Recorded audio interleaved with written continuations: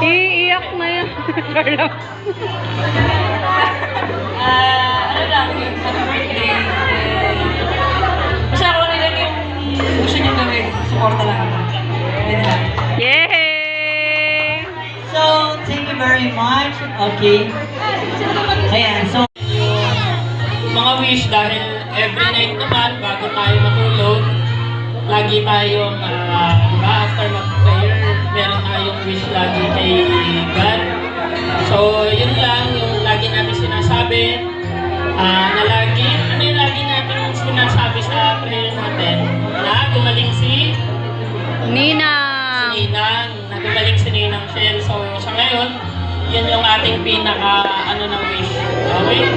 So, yun lang, syempre sa sa health, sana maka-recover na tayo sa mga sakit nyo, lalo na kapag medyo mabigat-bigat na sakit, napakahirap talaga. Pagdating naman sa pag-aaral, wala namang masasabi kasi naman kayo sa pag-aaral, maayos naman. Yun lang, laging makikinig, gaya lahat ng mga sinabi nila, magaganda naman ang wish ng mga guests natin, lahat sila. So, pakinggan lang natin yung mga sinabi nila. Yun. God bless sa inyong dalawa. Happy birthday ulit.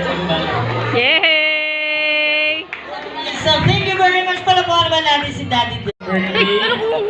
So, siguro, hindi. So please close your eyes and make a wish for your birthday. Come on, close your eyes and make a wish.